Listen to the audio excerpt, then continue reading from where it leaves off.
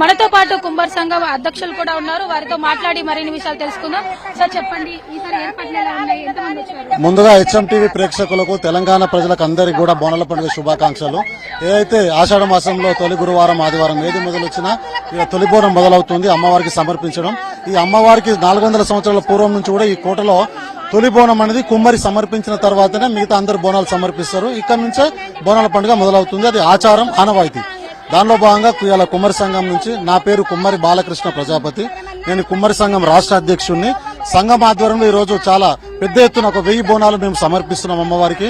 ఎందుకంటే ఇక్కడ ఏర్పాట్లు కూడా చాలా బాగున్నాయి. ప్రజాపాలన ప్రభుత్వం, మన రేవంత్ అన్న గారి మరియు మన కొండా సూర్యక అక్క, ఆమె ఎన్విరాన్మెంట్ మంత్రి పొన్నం ప్రభాకర్ గారు, వీళ్ళ ఆధ్వర్యంలో కూడా ఏర్పాట్లు చాలా బాగా జరిగినాయి. వాళ్ళు కూడా మాకు అన్ని రకాలుగా సహకరిస్తున్నారు.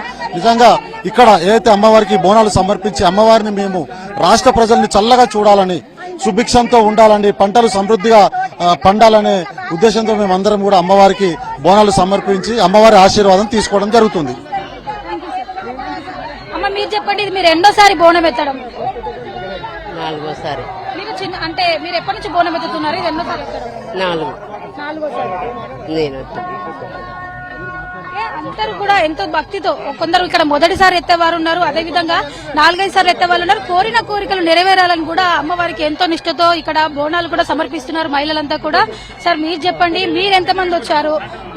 అమ్మ, ఈ రోజు తెలంగాణ రాష్ట్ర కుమ్మరులందరూ కూడా రాష్ట్ర వ్యాప్తంగా ఎక్కడ అమ్మవారి గుడి ఉంటే అక్కడికి వెళ్లి మా ఆడపడుచు ఈ రోజు మా ఇంటికి వచ్చిందనే విధంగా సల్వదిన్సులు తీసుకొని ఇన్ని రోజులు ఆమె ఏ కష్ట నష్టాలకు భరించిందో అవన్నీ కూడా మర్చిపోయి అమ్మవారు చల్లగా మారిపోవాలని చెప్పి సల్వదిన్సులు ఈ పంచభూతాలతో తయారైన పాత్రలో వేసుకుని అమ్మవారికి తొలి నైవేద్యం కుమ్మర్లు సమర్పిస్తారు.